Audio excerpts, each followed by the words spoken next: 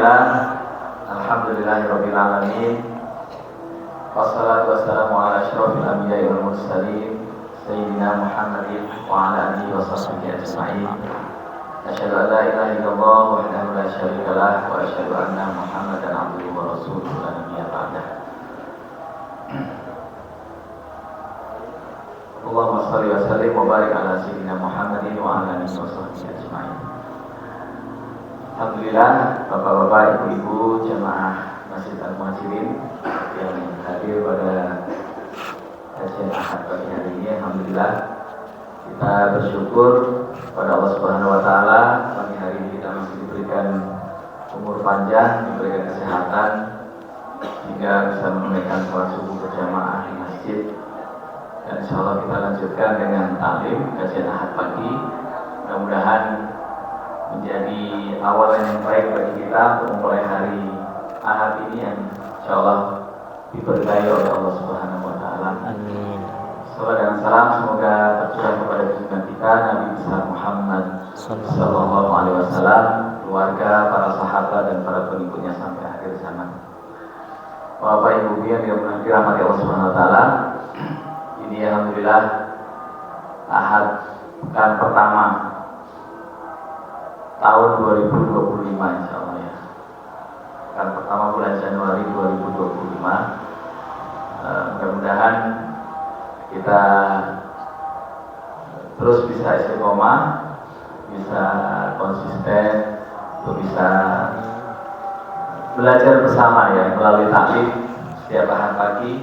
Dan mudah-mudahan di forum ini kita bisa mengoptimalkan, bisa belajar bersama sehingga dapat melaksanakan aktivitas atau amalia-amalia ibadah muamalah bagaimana yang kita kaji bersama di setiap Ahad pagi. Jadi mudah-mudahan di dalam setiap kajian kita mendapatkan barokah, mendapatkan maghfirah, dan mudah-mudahan mendapatkan manfaat ilmu yang sebaik-baiknya di dalam kajian.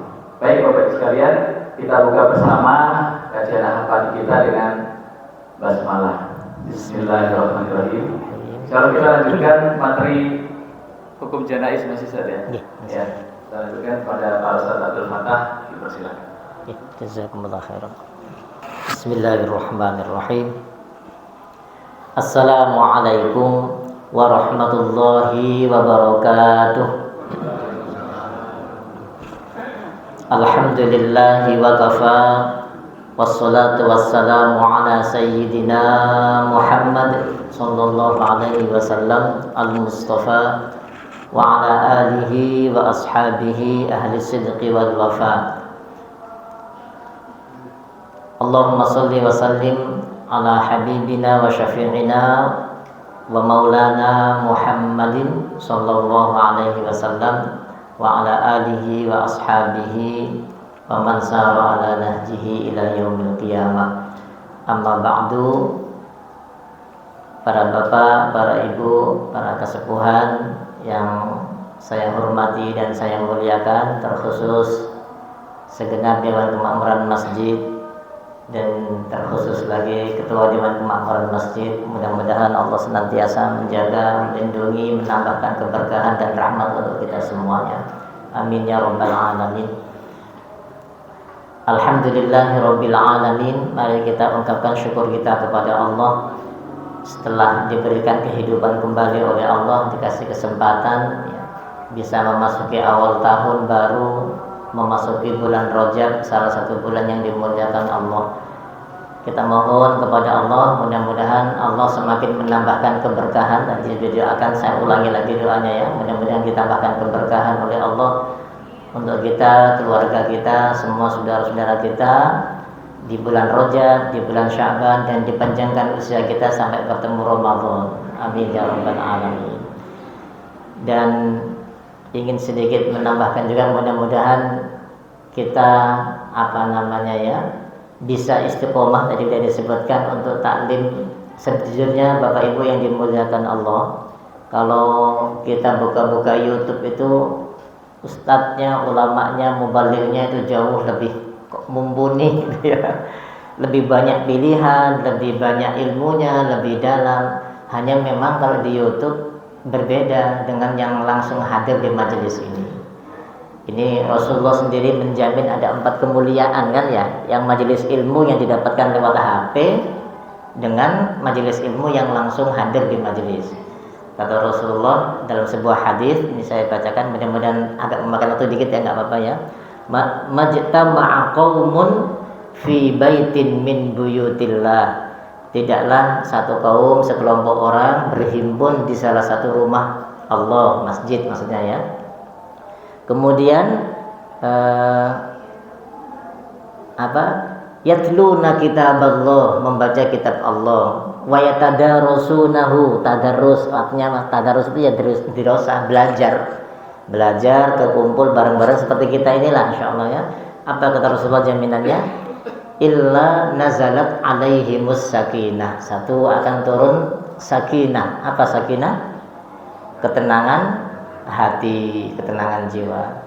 Terus wa ghasyiyatuhumur rahmah, akan diliputi dengan rahmat Allah, kasih sayang Allah. Yang ketiga, wa haffathumul malaikah, malaikat akan menaunginya. Jadi coba itu janjinya Rasulullah ya. Ini yang terakhir juga, wa dzakarahumullahu fi man indah, nama-nama kita ini akan disebut oleh Allah di sisi makhluk mereka yang ada di langit. Dipuji-puji itu wahabaku selama si fulana lagi ngaji tuh gitu ya. Nah, ini kalau secara ilmu mungkin lebih banyak didapat di majelis YouTube gitu ya, atau di majelis HP, tapi secara yang tadi 4 itu hanya didapatkan kalau tadi kata Rasulullah itu majtama'a qaumun, tidaklah satu kelompok kaum berhimpun fi baitin min buyutillah, di salah satu rumah Allah. Alhamdulillah kita bisa saat ini. Yatluna kitaballah wa yatadarasunahu, belajar kitab Allah, belajar mengkaji ya. Kemudian jaminannya pertama as-sakinah, ketenangan hati. Kemudian ar-rahmah, rahmat Allah, kasih sayang Allah. Yang ketiga diliputi oleh malaikat. Ini maksudnya para ulama didoakan Pak oleh para malaikat, dimintakan ampun oleh para malaikat. Jadi Masya Allah ini ya. Terus yang terakhir, nama kita dibangga-banggakan di kalangan para malaikat. Nah ini untungnya. Ditambah lagi kalau ada yang nanya bisa dijawab, ada tanya jawab. Kalau di YouTube lama, bisa sih lebih lama dia nggak bisa langsung ditanyakan. Baik, itu saja baik tambahannya ya. Nah insya Allah mudah-mudahan subuh ini kita bisa menyelesaikan bab janaiz, bab jenazah, sehingga ada insya Allah sih sudah secara prakteknya sudah setiap hari, cuma mungkin ada tambahan-tambahan sedikit. Dan ini rupanya masih agak banyak. Nanti saya izin seperti yang disampaikan Pak Danang tadi, bagus ini kalau bisa ditunggu sampai selesai, sampai khatam baru nanti ditanyakan gitu ya. Baik, terakhir pertemuan sebelumnya kita sampai pada keutamaan mengantar jenazah ke kuburan ya. Mengantar ke kuburan dijanjikan oleh Rasulullah, kalau ikut sholat, menyolatkan dan ikut menguburkan, janjinya 2 qirot. Ini nama ukuran Pak, ini nama ukuran qirot itu 1 qirot kata Rasulullah setara dengan gunung atau bukit Uhud. Bukan gunung sih, bukit sebenarnya itu jadinya ya. Cuma pernah saya cari-cari di Google, lumayan itu luasnya itu ya. 7.000 kali 3.000 meter. Dihitung-hitung sampai 2 hektar ke Mas. Jadi kalau mengikuti mensolatkan dan sampai mengantarkan ke kuburan dapat 2 qiraat. Tapi kalau mensolatkan saja nggak ikut ke kuburan mendapat 1 qiraat. Itu yang terakhir ya. Nah sekarang masuk ke 21. Ada 2 poin lagi Pak sebenarnya ini dari mulai meninggal sampai dikuburkan. Apa yang dimakruhkan? Ini sempat disinggung sedikit di pertemuan sebelumnya. Pertama, keluarnya kaum ibu, kaum wanita mengantar jenazah itu makruh. Ya, makruh. Ini sesuai dengan sabda yang disampaikan oleh Rasulullah. Bukan sabda Rasulullah. Riwayat dari sahabiyah, sahabat perempuan namanya Ummu Atiyah, menceritakan Ummu Atiyah ini saat itu ingin bareng-bareng mengantarkan jenazah dari kalangan sahabat. Lalu kata Ummu Atiyah, nuhina an nattabi'al janaiz.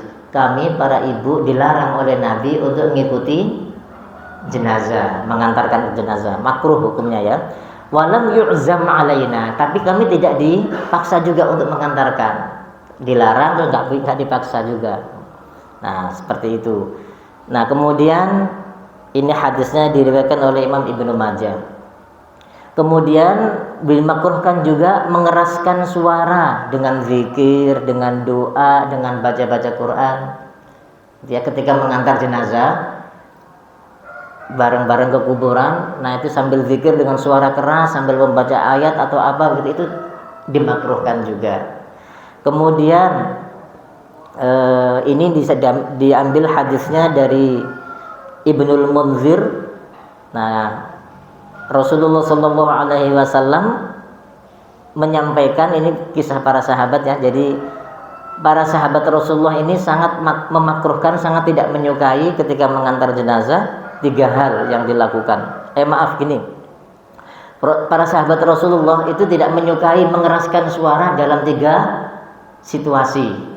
Yang pertama ketika mengantar jenazah, yang kedua ketika zikir wa inda zikri, yang ketiga indal qital, ketika perang. Jadi para sahabat Rasulullah itu lebih senang zikirnya disirkan ketika mengantar jenazah, ketika zikir. Jadi zikir itu lebih senang para sahabat Nabi itu suaranya direndahkan, Pak. Zikir itu ya baca tasbih, tahmid, tahlil gitu ya. Nah, sementara saat ini mungkin kita sering temukan orang zikir keras-keras sekali itu ya. Bagaimana hukumnya? Makruh. Artinya makruh apa? Tidak disukai ya, tidak disukai, dibenci bahasa kita. Tapi kalau dilakukan ya nggak apa-apa juga, ya nggak apa juga. Cuma memang Allah nggak suka. Para sahabat artinya, ketika Allah nggak suka, diambil oleh kesimpulan para sahabat ini makruh hukumnya. Dan ketika perang, terus dimakruhkan juga duduk setelah jenazah nyampe di tanah kuburan, duduk saat jenazah masih dalam panggulan. Jadi makruh hukumnya. Jangan duduk dulu sebelum jenazah turun. Sebelum turun di tanah. Ini hadisnya diriwayatkan oleh Imam Muslim. Rasulullah bersabda, "Idza taba'tum janazah," kalau kalian mengikuti mengantarkan jenazah, fala tajlisu, janganlah kalian duduk lebih dulu, hatta tuda'a bil ardi, sampai jenazah itu diturunkan di tanah. Nah, kalau ngantarnya siang sore karena nanti nggak ada tempat duduk, rebutan cari tempat duduk dulu. Makruh hukumnya ya. Ini sudah.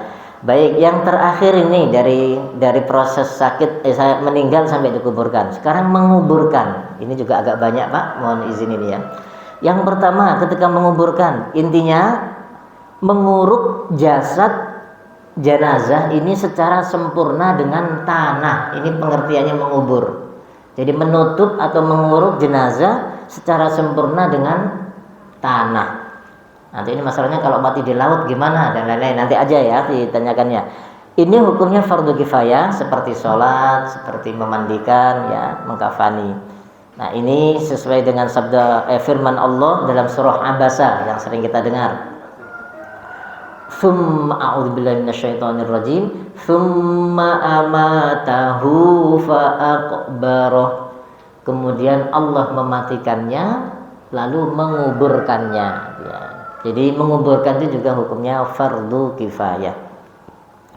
Ini punya beberapa ketentuan. Satu, memperdalam tanah galiannya, kuburannya, yang kira-kira ukurannya nggak disebutkan berapa meter, Bapak Ibu, berapa sentimeternya, cuma disebutkan di sini yang kira-kira bisa menghindarkan dari hewan buas atau dari munculnya timbulnya bau-bauan yang tidak sedap dari jenazah nanti kalau sudah rusak.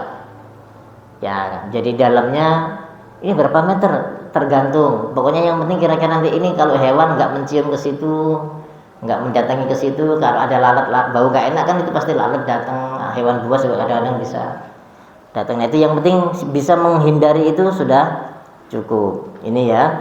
Ini sesuai dengan sabda Rasulullah sallallahu alaihi wasallam, hadisnya Imam Abu Dawud, Imam Ahmad, Imam Ibnu Majah.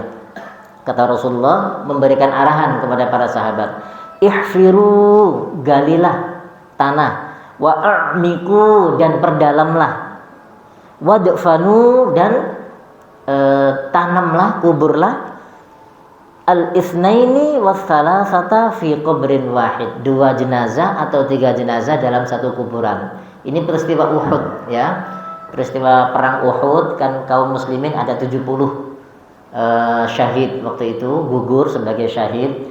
Lalu untuk mempermudah penguburannya diarahkan oleh Rasulullah, galilah tanah, perdalamlah, dan kuburkanlah dalam satu lubang 2 atau 3 jenazah.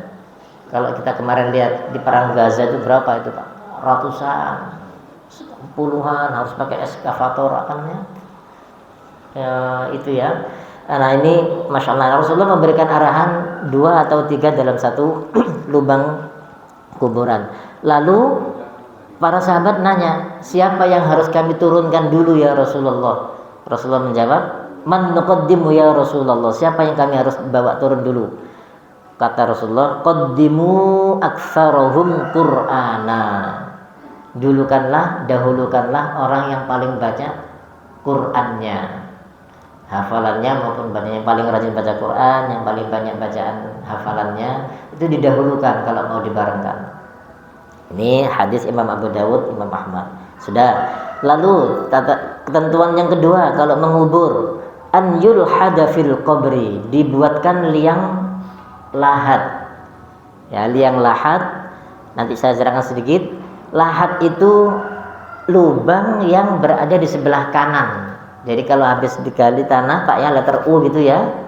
Nah, nanti dibuatkan lubang lagi sebelah kanannya jenazah itu, sebelah kanannya kuburan. Itu namanya liang lahat.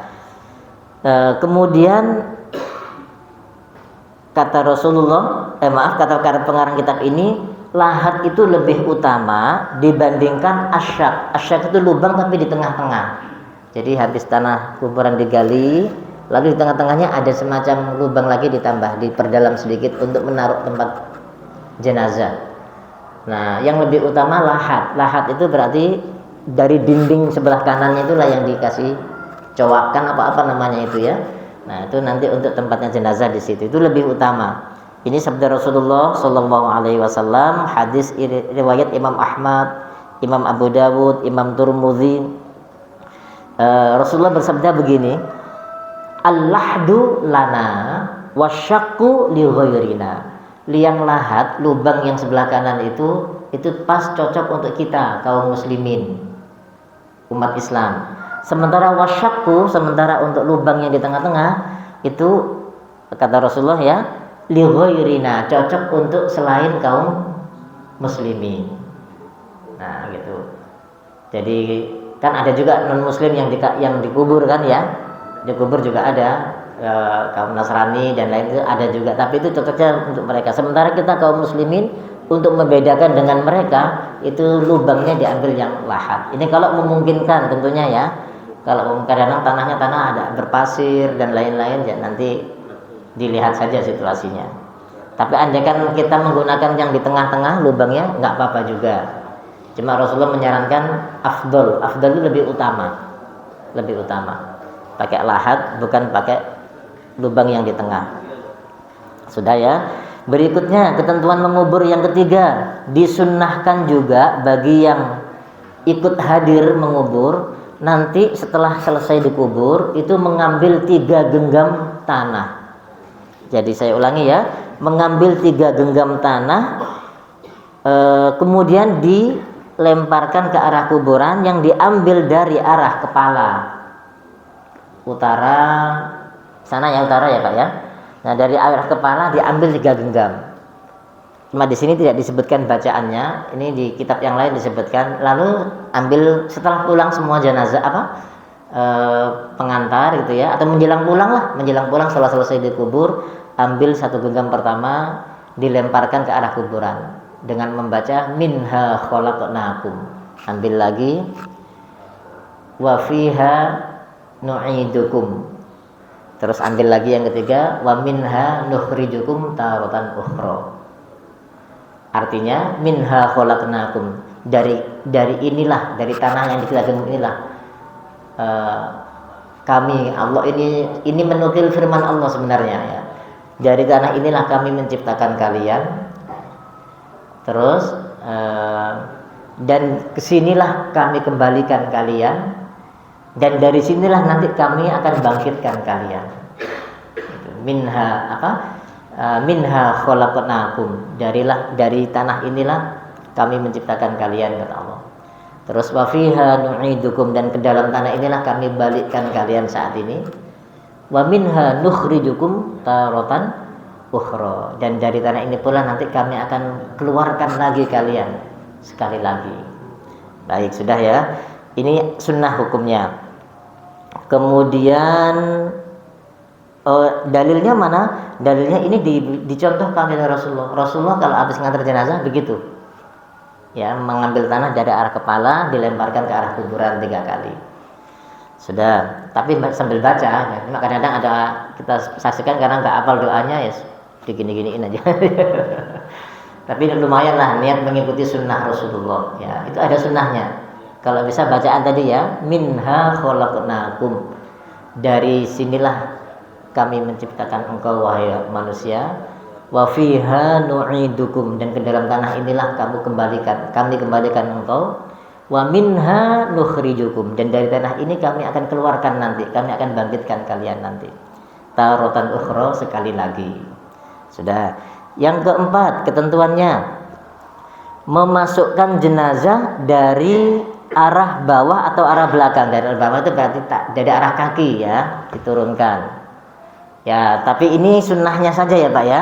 Tapi ada catatan, idza tayassara dzalik. Kalau memang itu mudah, bisa maksudnya, kalau memungkinkan. Tapi kalau sulit, kanannya ada kuburannya, jangan di atas bagian bawah tanah kaki itu ada kuburannya, susah kita. Ya semudahnya saja. Gitu ya. Yang mungkin dari samping, mungkin dari atas, arah kepala enggak masalah juga. Tapi arahannya adalah dari bawah, dari arah kaki dimasukkannya. Ini sunnah hukumnya. Lalu meletakkannya sambil menghadap kiblat ya, menghadap kiblat. Ini insyaallah yang sudah ikut pelatihannya paham ini ya. Lalu disunahkan juga melepas semua tali kafan. Jadi yang dilepas tali kafannya, karena sempat kemarin kafannya yang suruh buka supaya ada yang nempel tanah gitu ya. Ya, yang disunahkan talinya yang dibuka ya. Kalau badannya usahakan tertutup kain kafan itu, seperti yang dikisahkan sahabat Mus'ab bin Umar ya kemarin pertemuan sebelumnya. Mus'ab itu ketika ditarik kain kafannya ke atas, kaki kebuka, ditarik ke bawah, kepala kebuka. Akhirnya Rasulullah menyarankan, tarik ke arah kepala, yang di bawah yang kelihatan kakinya itu sebelum dikubur ini tambahin rerumputan, ilalang supaya tertutup. Nah begitu ya. Kemudian kalau wajah mungkin bisa dibuka, ditempelkan katanya itu ya, ditempelkan ke tanah. Intinya talinya sih yang disunahkan untuk dibuka itu Pak, tali kafannya. Kemudian saat meletakkan sambil membaca Bismillah wa ala millati Rasulillah. Bismillah wa ala millati Rasulillah. Dengan nama Allah, dengan menyebut nama Allah, dan juga dengan memohon agar menetapi agama Rasulullah sallallahu alaihi wasallam. Berdoa mudah-mudahan istiqamah tetap di jalan Allah, menyebut nama Allah dan tetap berada di atas garis agama Rasulullah sallallahu alaihi wasallam. Ini juga sama dalilnya dicontohkan oleh Rasulullah ketika mengubur para sahabat. Ya. Rasulullah memberikan contoh dibuka talinya, terus dari arah kaki tadi itu ya. Tapi kalau memungkinkan, idza tayassar namanya. Kalau enggak ya enggak apa-apa, semudahnya saja. Apalagi kalau kuburannya tidak tertata rapi, itu agak susah kita nyari posisi ya. Yang gampang saja, yang gampang. Berikutnya yang terakhir, apa yang disunahkan lagi ketika memasukkan dalam kubur, menutup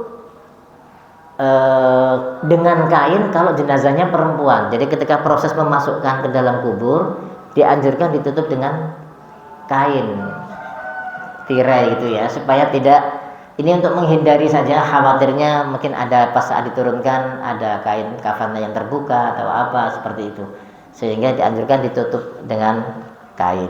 Sudah ya. Ini juga sama dicontohkan oleh para generasi terdahulu. Ini ngikut ngaji.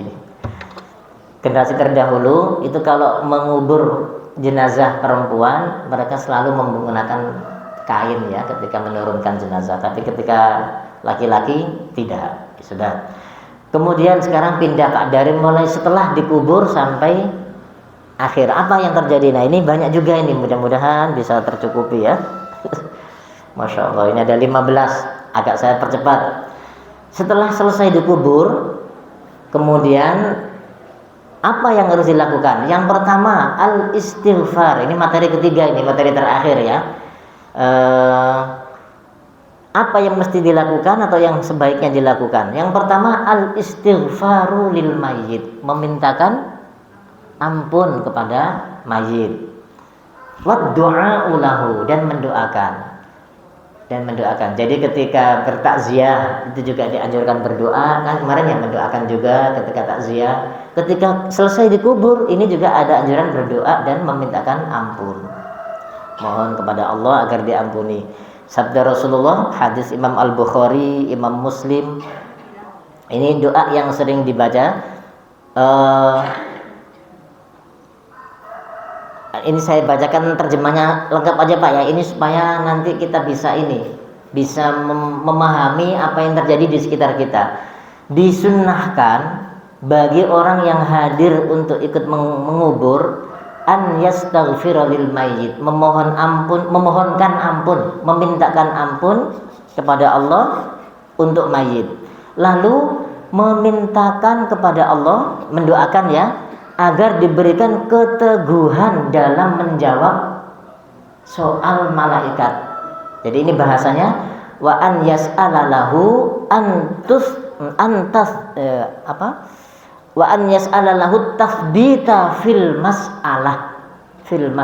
Masalah itu ya masalah, pertanyaan artinya. Mohon kepada Allah mudah-mudahan nanti pas didatangin malaikat mungkar nakir bisa jawab. Kapan malaikat mungkar nakir datang? Pas selesai dikubur Pak. Selesai dikubur, diuruk sempurna, semua yang mengantar pulang, saat itu juga malaikat mungkar nakir itu datang. Nanti ada riwayat hadisnya yang panjang, nanti lain waktu mudah-mudahan ya. Langsung ditanya saat itu. Nah, kecuali mungkin ada riwayat lain nanti kalau meninggalnya di malam Jumat. Malam Jumat itu memang ada dispensasi, tidak ada pertanyaan saat itu. Tapi besoknya, gitu ya. Besoknya ditanyanya. Lumayan istirahat sehari itu ya. Nah, ketika sudah dikubur disunahkan memohonkan ampun, lalu dimintakan keteguhan hati untuk bisa menjawab. Bapak Ibu yang saya hormati, ini para ulama sudah banyak memberikan penjelasan. Orang itu sekalipun sudah dihafal, kalau sudah saya hafal jawabannya luar kepala. Pertanyaannya kan udah tahu ya dari sekarang. Kalau amalnya, kegiatan amal soleh sehari-harinya ini bermasalah, nggak akan bisa jawab Pak, nggak akan bisa jawab. Gemeter menemui malaikat mungkar nakir itu. Nah meskipun kita nggak pernah belajar bahasa Arab, nggak pernah, tapi kalau amal soleh kita baik, itu insya Allah dimudahkan oleh Allah untuk menjawab. Yang pertanyaannya pakai bahasa Arab, aduh saya belum pernah belajar bahasa Arab, nggak masalah. Jawab aja nanti dengan amal soleh kita. Itu penjelasan para ulama. Sudah diriwayatkan dalam beberapa riwayat juga hadis ya. Amal soleh itulah yang akan banyak membantu dia. Cuma kadang-kadang kan manusia itu ada 3 tipe ya Pak ya.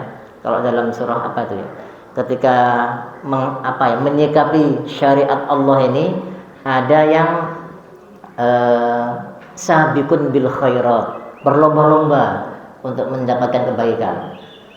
Berlomba-lomba, yang namanya lomba ada yang menang, ada yang sedang, ada yang kalah gitu ya. Tapi berlomba-lomba ada semangat. Tapi ada juga yang apa istilahnya bahasa Al-Qur'annya itu ya.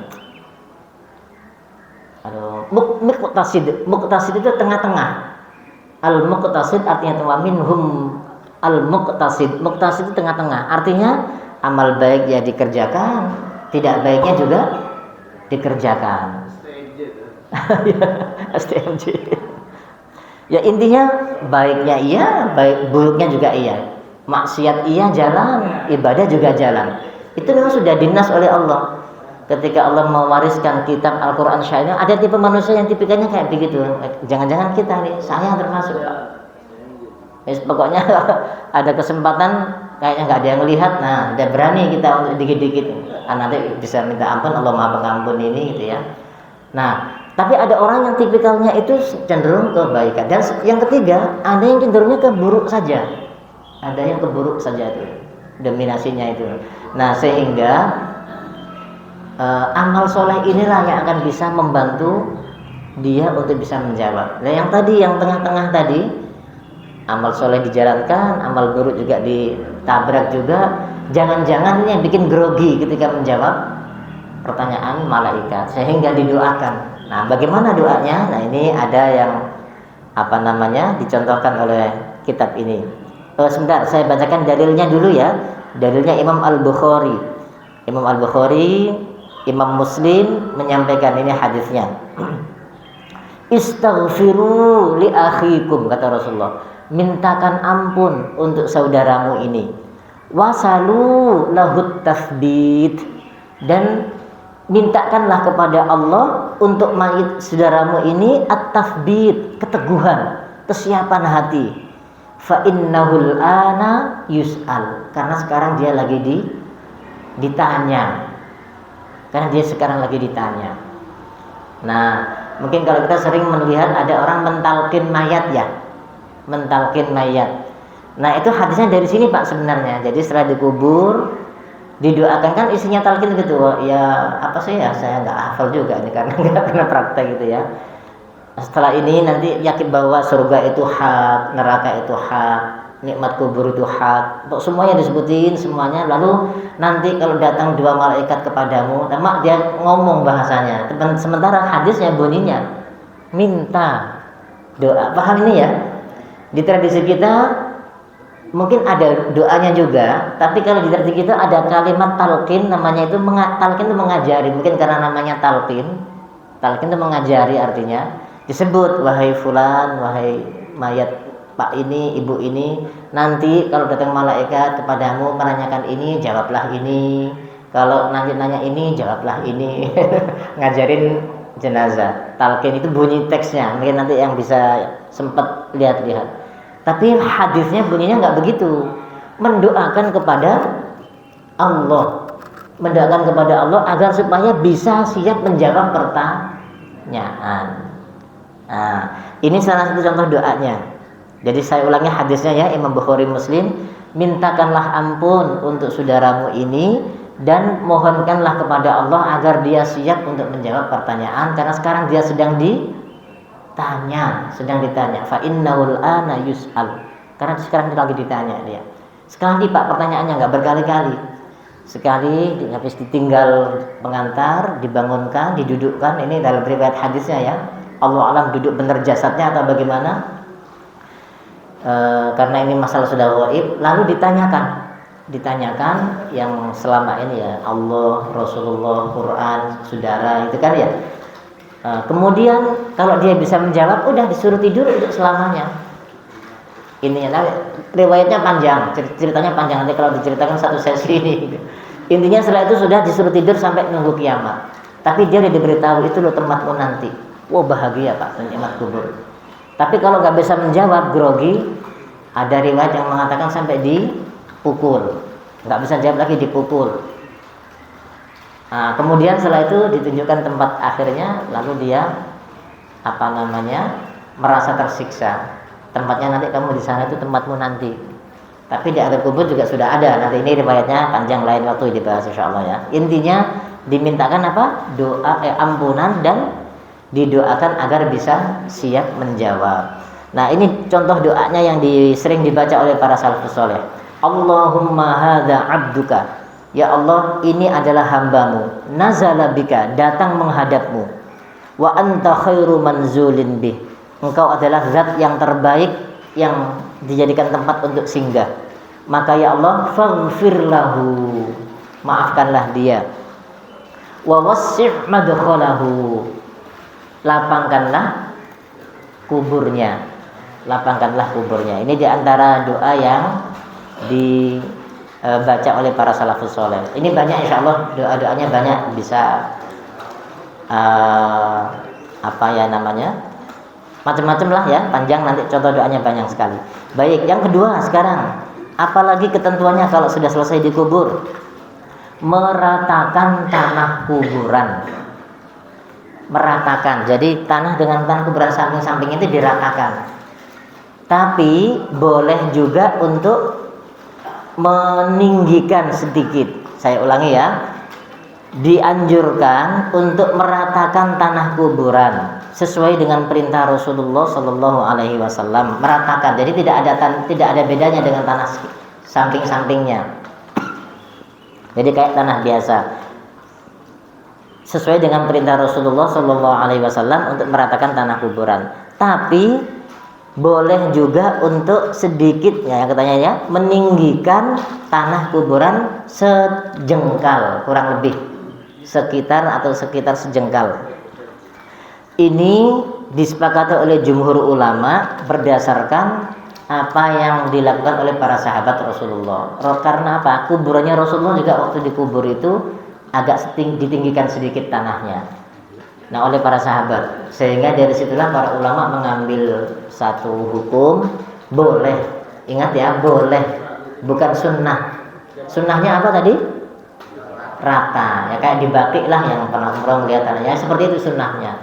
Tapi kalau mau ditinggikan, boleh hukumnya. Jadi ini menurut mazhab Maliki yang boleh hukumnya, bukan sunnah Pak ya. Nah, cuma kita kadang-kadang malah ditambahin bangunan, nanti kita ada hukumnya sendiri. Sudah, ini yang kedua, sesuai dengan apa? Saya bacakan semua terjemahnya ya. Jadi dibolehkan untuk meninggikan sedikit tanah kurang lebih sejengkal, karena mengikuti apa yang dilakukan oleh para sahabat ketika mengubur kuburannya Rasulullah, agak ditinggikan sejengkal kurang lebih. Kemudian boleh juga meletakkan tanda di atas kuburan agar dikenali. Ini pernah dilakukan oleh Rasulullah Shallallahu Alaihi Wasallam kepada salah satu sahabat namanya Utsman bin Maz'un. Ini ada kerabat juga dengan Rasulullah. Utsman bin Maz'un ini Pak, kalau nggak salah itu beliau ini yang diserahi oleh Rasulullah untuk kunci Ka'bah. Jadi kata Rasulullah, pokoknya kunci Ka'bah ini akan dipegang oleh Utsman bin Maz'un sampai kapanpun, sampai kiamat. Jadi sampai sekarang kunci Ka'bah itu hanya keluarganya beliau ini aja yang megang. Meninggal ganti turunnya terus seperti itu. Nah, ketika Utsman bin Maz'un ini meninggal, beliau meletakkan batu besar di atas kuburannya. Jadi kata beliau, lalu beliau bersabda, "Ata'allamu biha qabra akhi." Aku memberi tanda kuburan saudaraku ini dengan batu, tapi rata tanahnya ya. Kemudian, dan aku akan menguburkan keluargaku atau sebagian dari keluargaku nanti di dekatnya ini, supaya gampang diidentifikasi. Oh, ini keluargaku, nanti kalau meninggal aku akan dekatkan dengan orang ini. Ditandai pakai batu besar. Sudah ya. Kalau kita pakai batu nisan ya. Nah, Rasulullah pernah memberi tanda batu. Kemudian yang ketiga, diharamkan mengecat kuburan atau membuat bangunan semen. Itu haram hukumnya. Saya bacakan penjelasannya. Diharamkan mengecat kuburan atau membangun kuburan sesuai dengan hadis yang diriwayatkan oleh Imam Muslim, bahwa Rasulullah melarang keras untuk mengecat kuburan atau membuat bangunan di atasnya. Nah, ini kelihatannya masih banyak sekali yang kaum muslimin ini yang malah di kafling, ini nggak bisa dipakai yang lain lagi, udah di situ aja karena udah dibangun gitu ya. Di Jakarta itu katanya sampai susun 4, susun 7 gitu Pak. Kalau masih bayar pajak ya masih dijaga, karena udah nggak bisa lagi ada tanah kuburan tambah di sana. Nah, kalau ada yang meninggal lagi, kubur di atasnya lagi begitu, di tempat yang sama. Nah, ini haram kalau dibangun, kecuali mungkin darurat seperti di Jakarta udah nggak bisa lagi. Sebenarnya secara fikih, kalau sudah ada isinya dan sudah bertahun-tahun, boleh diisi lagi Pak oleh yang lain. Nah, mungkin nggak tahu di negeri kita ini mungkin sudah ada ijtihadnya masing-masing kali ulamanya itu ya. sehingga kuburan dikafling, dipajak segala macam. Malah ada, saya dengar ini Pak, 3 hari yang lalu ini ada sebuah perusahaan membisniskan ini, iya Pak ya. Cuma harga sekian meter, tempatnya ada ininya, nanti harganya 3 juta. Nanti yang ini harganya sampai ada yang ngalah-ngalahin harga motor, harga rumah. Kafling, jadi kafling. Nah, ini dilarang oleh Rasulullah. Haram hukumnya ya. Baik, kemudian yang keempat, makruh duduk di atas kuburan. Saya bacakan penjelasannya ya. Seorang muslim dimakruhkan untuk duduk di atas kuburan yang di bawahnya ini ada jenazah. Menduduki kuburan saudaranya atau menginjaknya dengan kaki, ini juga makruh hukumnya ya, kecuali nggak tahu karena nggak teratur terus keinjek ya nggak apa-apa, tapi kalau dengan sengaja menginjak makruh hukumnya. Ini sabda Rasulullah SAW, hadis Imam Muslim, la tajlisu 'alal kubur, janganlah kalian duduk di atas kuburan, wala tusallu ilaiha, dan janganlah kalian sholat menghadap kuburan ya. Hadis Imam Muslim, nggak boleh duduk, nggak boleh sholat menghadap kuburan. Begitu juga hadis yang lain, Rasulullah pernah menyampaikan begini, ini ancaman ini. Sesungguhnya kalau ada seseorang yang duduk di atas bara api, lalu bara api itu bisa membakar pakaiannya sampai menembus ke kulitnya, itu jauh lebih baik dibandingkan dia duduk di atas kuburan. Nah, ini ancaman dari Rasulullah. Kalau ada orang duduk di atas bara api, kena pakaiannya, kebakar sampai nembus kulit, itu masih jauh lebih baik dibandingkan dia duduk di atas kuburan. Hadis Imam Muslim juga. Sudah, yang kelima, haram membangun masjid di atas kuburan. Saya bacakan terjemahnya. Diharamkan membangun bangunan masjid di atas kuburan dan memasang lampu-lampu hias, nah, supaya indah, supaya di atas kuburan. Ini sabda Rasulullah, Imam Baihaqi yang meriwayatkan. Rasulullah bersabda, la'anallah, Allah akan melaknat az-zawwarat, perempuan-perempuan yang berziarah ya, az-zawwaratil kubur, perempuan-perempuan yang berziarah kubur, wal muttakhidhati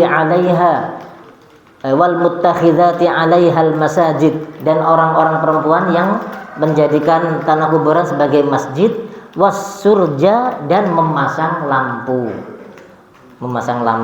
Apa sebabnya? Ini alasannya. Hadis yang berikutnya Pak, riwayat Imam Bukhari, la'anallahul yahuda, Allah melaknat kaum Yahudi, orang-orang Yahudi.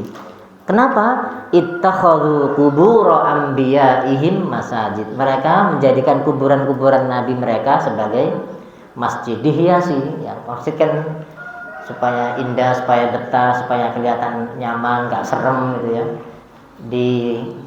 dihias. Nah, ini dilarang, hukumnya haram. Sudah ya. Nah, terus kenapa kok yang disebut ibu-ibu? Nah, kebetulan peristiwanya ini dulu yang paling banyak menginginkan seperti itu adalah kaum ibu, pingin, karena pingin kok laki-laki bisa ya ikut mengantar ke kuburan, pingin gitu ya. Terus ikut bangun kuburan, bangun masjid di situ. Nah, ibu-ibu juga pingin. Nah, ketika banyak ibu-ibu seperti itu, makanya Rasulullah menyebutkannya perempuan. Bagaimana kalau laki-laki? Sama aja. Sama, laki-laki maupun perempuan sama, sekalipun teks hadisnya adalah untuk kaum ibu. Saya ulangi ya, Allah melaknat para kaum ibu yang suka mengunjungi kuburan. Nanti ada penjelasan berikutnya Pak, saya tambahkan lagi. Yang sering berkunjung ke kuburan, ibu-ibu yang sering, tapi kemudian ada unsur yang lainnya, nanti setelah ini insya Allah ada tambahannya. Lalu yang menjadikan kuburan sebagai masjid dan memberikan atau memasang lampu-lampu, itu akan menyerupai orang Yahudi. Yang keenam ya, ketentuannya haram membongkar kuburan dan memindahkan jenazahnya. Tapi ada ketentuannya. Nanti saya bacakan, ini ada beda pendapat. Ada 4 mazhab, nanti saya bacakan setelah ini. Saya bacakan dulu penjelasan dari Imam Malik ya. Haram membongkar kuburan dan memindahkan jasadnya atau mengeluarkan penghuninya yang ada di dalam itu ya, illa lidoruratin, kecuali darurat. Nah, kecuali darurat. Seperti apa nanti saya bacakan insyaallah. Dan daruratnya ditambahin sifat ini, aqidatin yang serius, yang benar-benar darurat, benar-benar darurat. Contohnya apa? Ka'an yudfana bila ghuslin, sudah dikubur tapi belum dimandikan, lupa belum dimandikan langsung dikubur aja, itu boleh dibongkar. Ini contohnya. Terus sebagaimana dimakruhkan juga memindahkan jenazah yang belum memindahkan jenazah yang sudah dikubur ke tempat yang lain. Sudah dikubur nih, lalu dipindahkan ke tempat yang lain, kecuali, ada kecualinya, kecuali tempat yang akan ditinggali itu adalah salah satu dari 2 tanah haram, yaitu Makkah dan Madinah. Nah, kalau Makkah dan Madinah boleh mau dipindah ke sana. Nah, baik, nanti ada penjelasan tambahannya ya, Makkah dan Madinah, atau Baitul Maqdis atau Baitul Maqdis. Jadi kalau kita mau memindahkan jenazah menurut kitab ini, menurut Syekh Abu Bakar Jabir Al-Jazairi, mazhab Maliki ini ya, haram memindahkan dan membongkar kuburan kecuali darurat yang serius, daruratnya. Begitu juga memindahkan mayat dari satu tempat ke tempat lain kecuali ke 3 tanah suci saja, Makkah, Madinah, Baitul Maqdis. Ya sudah. Mana dalilnya? Sabda Rasulullah Shallallahu Alaihi Wasallam, Imam Ibnu Majah yang meriwayatkan. Ini ada perintah dari Rasulullah ya. Bukan Ibnu Majah. Imam An-Nasa'i yang meriwayatkan. Kata Rasulullah, idfanu al-qatla, kuburkanlah orang-orang yang meninggal itu fi masari'ihim, di tempat meninggalnya. Di mana dia meninggal, kuburkan di situ. Ini perintah Nabi, hadis Imam An-Nasa'i. Tapi mungkin waduh, nanti jauh tak kuburannya, gak kenal lagi daerahnya, kena musibah di Bandung dan lain-lain. Itu daerahnya jauh dengan keluarga. Nah, ini saya bacakan pendapatnya para fikih ya, mazhab fikih ya Pak ya. Pertama, Imam Asy-Syafi'i haram memindahkan. Oh ya, alasannya dulu. Kenapa sih kok diharamkan? Ini ya. Ini karena untuk memuliakan, Pak. Untuk memuliakan jenazah. Ini alasannya. Firman Allah dalam surah Al-Isra ya, walaqad karramna bani Adam. Dan kami benar-benar telah memuliakan anak Adam. Para ahli tafsir mengatakan salah satu bentuk memuliakannya adalah dengan tidak memindahkan, sekalipun sudah meninggal, udah dikubur, itu bentuk kemuliaan yang diinginkan oleh Allah. Nah, sekarang para ulama fikih, imam-imamnya berbeda pendapat karena menafsirkan kemuliaan itu yang beda-beda. Saya bacakan secara lengkap ini ya.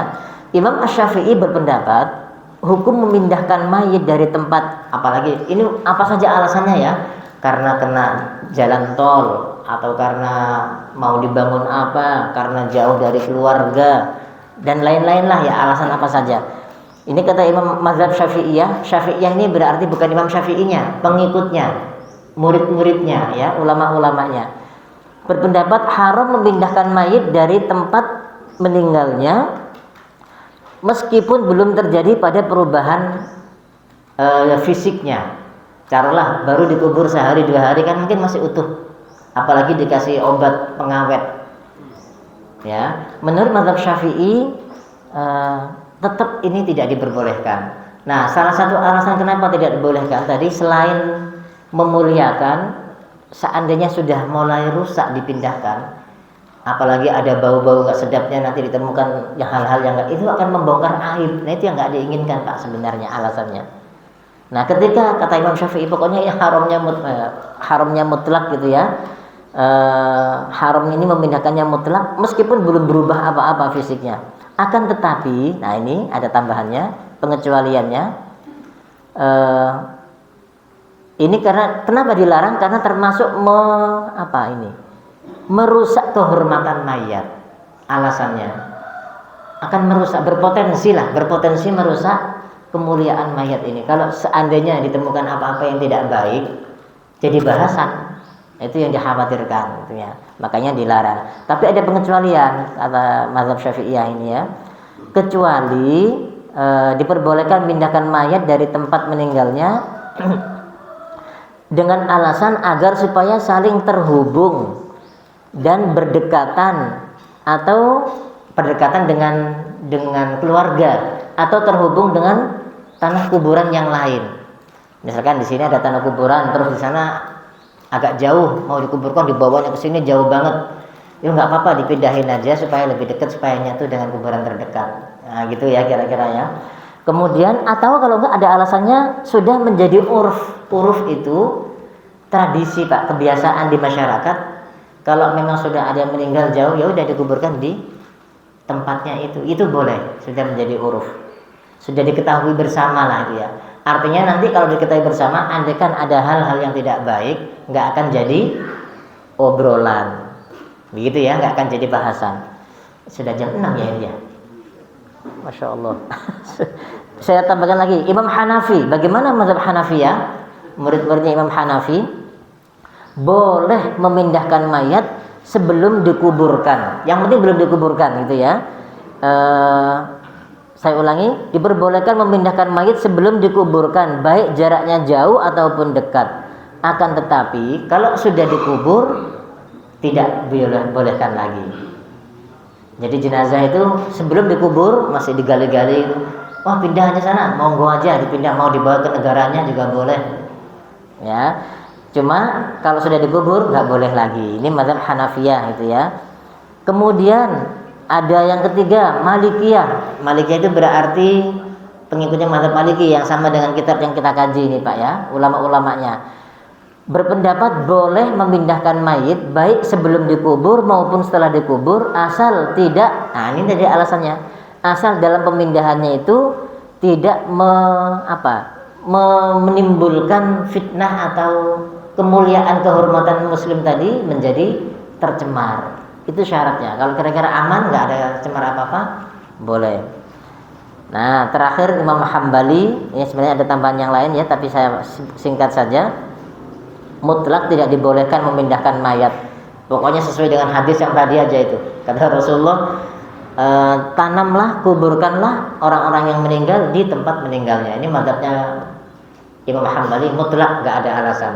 Kalau Imam Maliki, bukan imamnya ya, mazhab Maliki, mazhab Syafi'i, yang Hanafi membolehkan dengan alasan apa saja tadi, termasuk juga kalau alasan untuk membongkar apa tadi, kejahatan, ini terbunuhnya kenapa ini. Nah, ada ahlinya kan ya, ahli forensik ingin digali, dicari tahu penyebabnya, pelakunya supaya ketangkap, itu dibolehkan. Seluruh ulama membolehkan membongkar.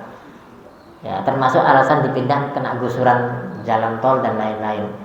Alasannya dimungkinkan, syaratnya tadi itu aja Pak, tidak menimbulkan runtuhnya atau potensi mengurangnya kemuliaan kaum muslim tadi. Nah,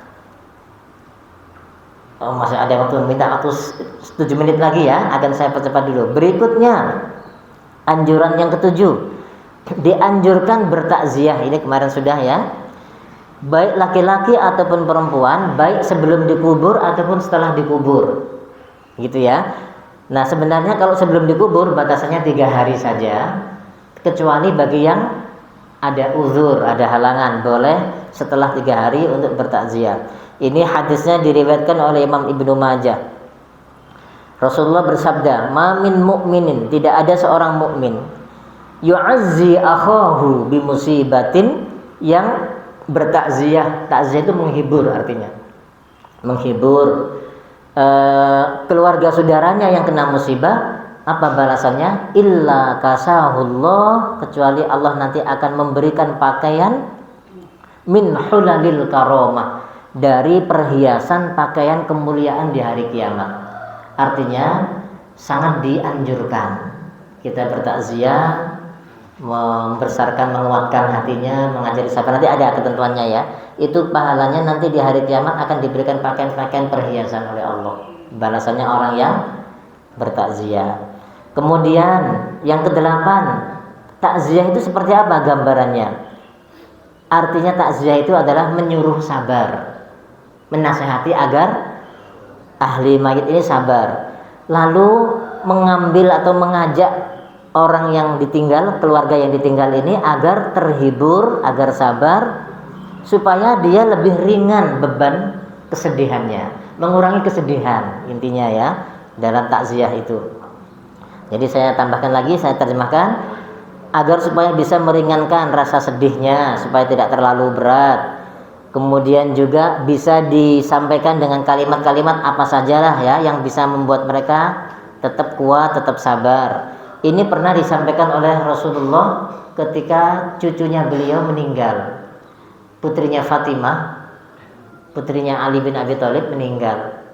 Beliau nggak sempat takziah, beliau nggak sempat berkunjung, nitip kepada sahabat yang lain, tolong sampaikan ke putriku, sambil ngajari para sahabat juga sebenarnya itu ya, sampaikan ke putriku agar sampaikan salamku untuknya. Artinya beliau tidak hadir saat pas meninggalnya, tidak, mungkin nanti kalau disebut kenapa ya panjang ceritanya. Intinya beliau sedang tidak bisa menghadiri, titip pesan kepada para sahabat, sampaikan ke putriku, sampaikan salamku kepadanya, lalu katanya sampaikan juga informasiku ini. Suruh ngomong begini Pak, dituntun oleh Rasulullah, inna lillahi ma akhadha, sesungguhnya milik Allah lah apa yang diambil, walahu ma a'ta, dan milik Allah lah apa yang diberikan. Artinya apapun yang diberikan Allah, yang diambil oleh Allah, itu semua hakikatnya milik Allah. Ini maksudnya inna lillahi ma akhadh walahu inna lillahi ma akhadh walahu ma a'ta, apapun yang diberikan dari Allah. Wa kullu syai'in 'indahu bi ajalin musamma, sampaikan kepada putriku, semua itu ada ajalnya, ada batas waktunya, sudah ditentukan oleh Allah. Faltasbir wal tahtasib, tolong sabar dan mohonlah pahala dari Allah. Ini pesannya Rasulullah kepada putrinya lewat salah satu sahabatnya. Sampaikan salam, sampaikan kepadanya bahwa semua ini dari Allah, yang diberi oleh Allah juga dari Allah, yang diambil juga milik Allah ya. Semua hal sudah ada batas waktunya, sudah ditentukan. Maka sabarlah engkau dan mohonlah pahala dari Allah. Baik ya. Berikutnya saya lanjutkan. Sebagian generasi salaf itu membahasakannya dengan macam-macam Pak. Ini saya terjemahkan sebagiannya ya. Ketika nggak bisa takziah lewat langsung, beliau kirim surat. Ini ceritanya di sini ya, menuliskan surat tentang meninggalnya anak saudaranya itu. Lalu di dalam situ dibacakan, dituliskan gitu ya. Semoga keselamatan dan kedamaian untukmu. Sesungguhnya aku memuji kepada Allah di hadapanmu melalui surat ini. Sesungguhnya tidak ada zat yang berhak disembah selain Allah. Amma ba'du, mudah-mudahan Allah memberimu pahala yang besar dengan musibah ini. Mudah-mudahan Allah memberimu kesabaran. Mudah-mudahan Allah memberi kita semua rizki dan juga kepada engkau secara khusus. Sesungguhnya jiwa kita, harta kita, keluarga kita ini adalah pemberian Allah dan lain-lainnya, bla bla bla. Tapi tertulis lewat surat, lewat WA, ya, surat elektronik, betul Pak Haji. 9, mudah-mudahan selesai ya. 6 lagi. Bid'ahnya jamuan makan.